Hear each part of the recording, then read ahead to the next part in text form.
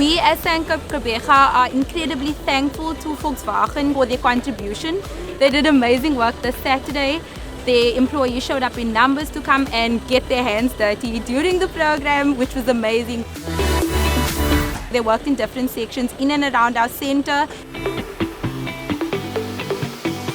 They did a wonderful beach cleanup. They worked in our Libby's Loop in a nature trail. They worked in our center and planted some trees as well in our penguin pen.